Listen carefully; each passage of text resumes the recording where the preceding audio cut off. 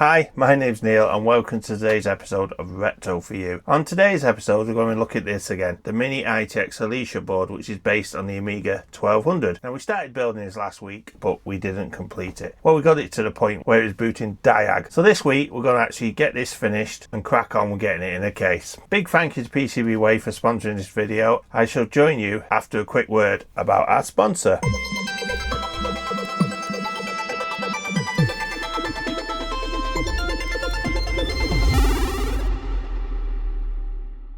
If, like me, you like building things, then make sure you pop along to PCBWay. They produce high quality custom PCBs perfect for replacement boards, prototypes or even your own retro products. So once you've got your project you want to build, all you got to do is simply click Add to Cart, which is this big green button on the right hand side. Once you've done that, you're presented with this new page here.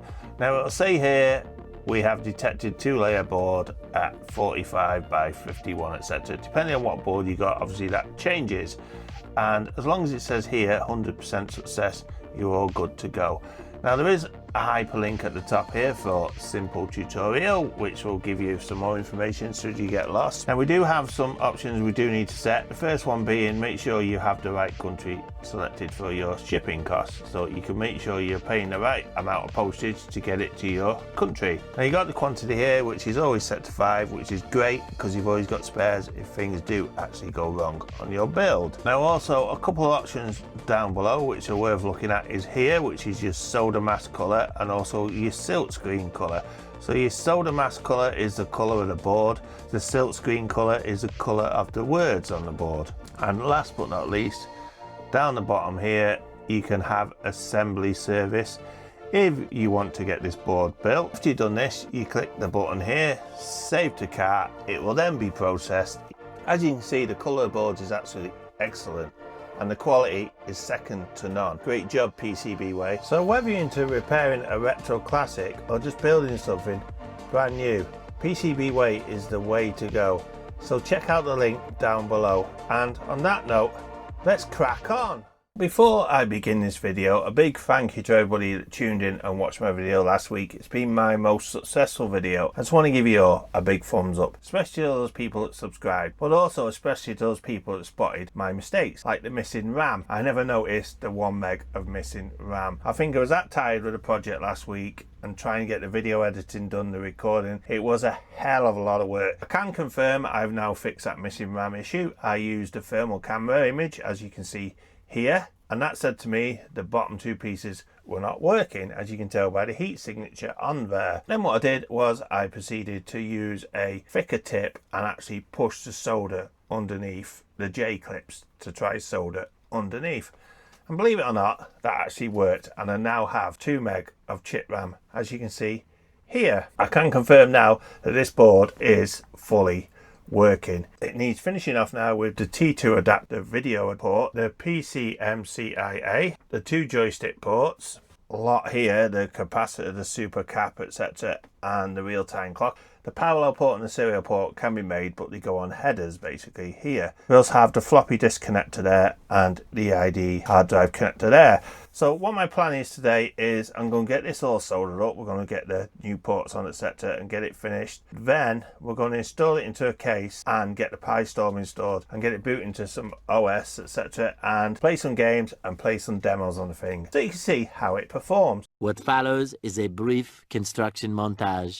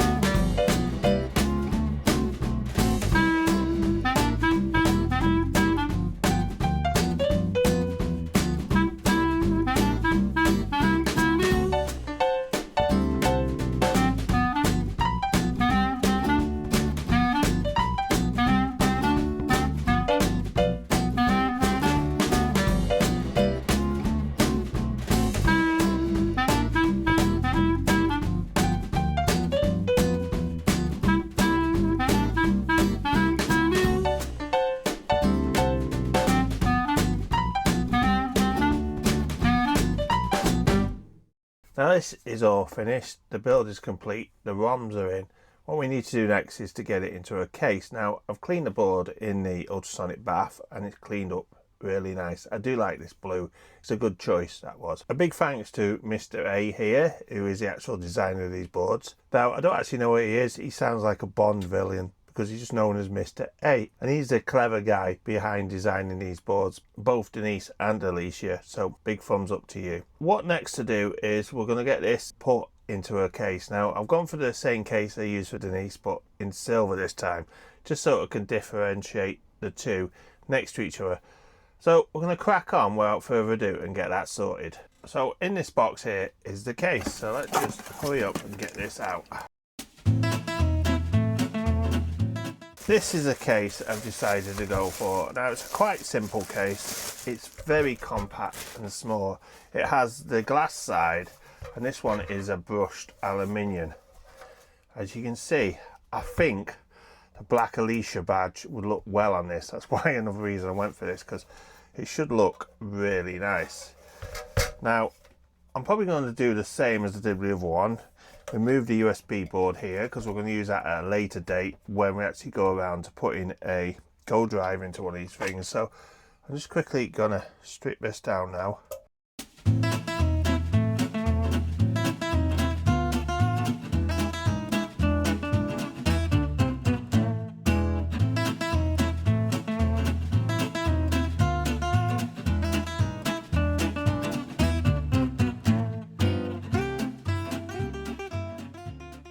What I liked about this is later on we can repurpose this because it's got the mounts, if you can see there, for standard USBs, and then we can repurpose the lead after that to the GoTech. Well, that's the main thing anyway. What we do with this one, I don't know, maybe an SD card slot would fit in there, a micro one.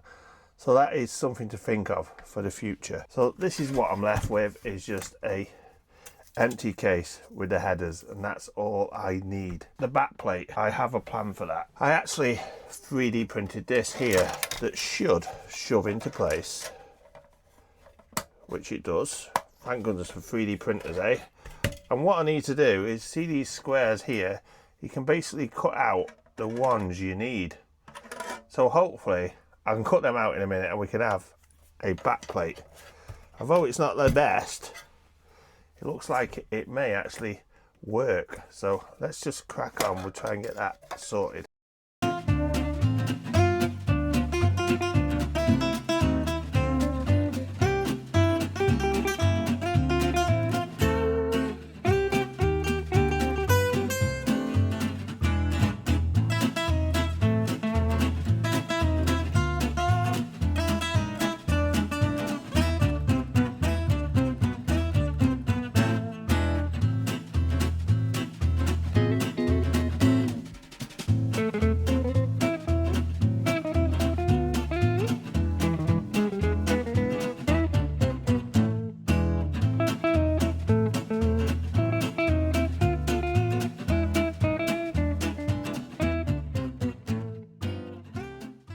From that, you get the gist of it. Now, I have made some mistakes. I needed another two keeping in here, just like so, and also this one extending another one there.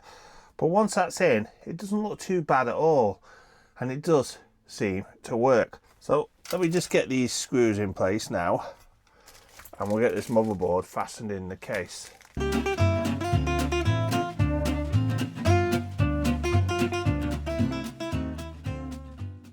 There you go, that's Alicia in a case. Now we do have some LEDs and headers to push on here, so we've got the power switch which is there.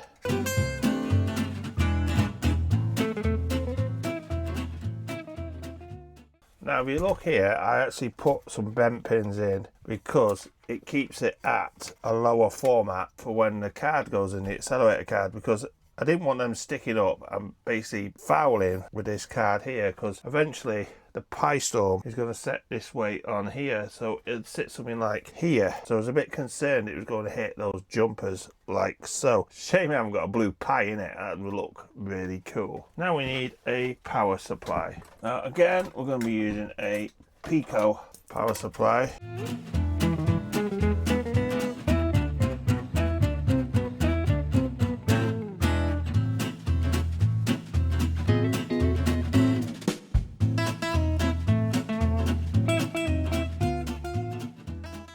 So finally, Alicia is now complete. What happened last week when the video should have come out was I could not get this to work at all. The Pi Storm was giving me nothing but grief. It wouldn't boot, and it ended up being a combination of faulty socket and bad SD cards, and that of course took me a whole week to work out.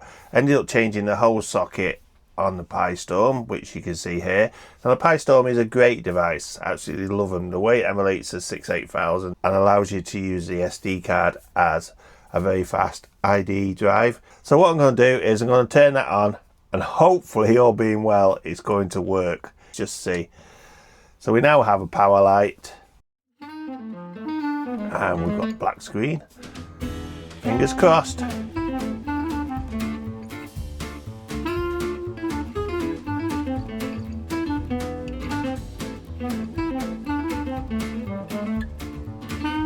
And yes, it's working. Bingo bongo.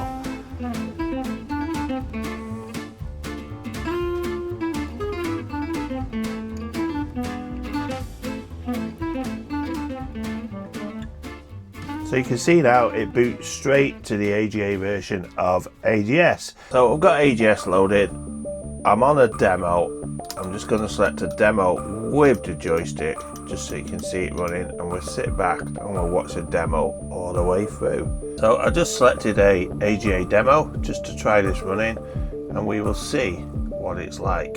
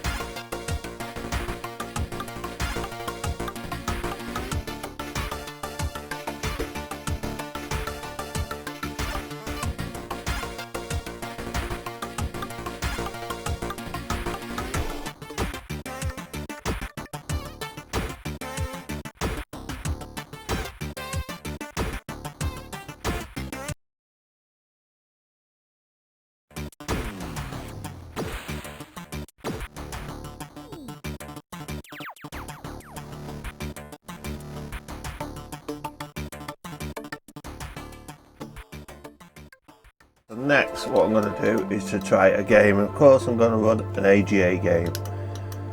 I don't know which one. Let's go to J for a bit of James Pond. Robocod. There you go, AGA version. So we'll go for James Pond Robocop AGA version, and we'll just click that and run that. Now, I'm not very good at these games, but just bear with me. I just want to show you it running.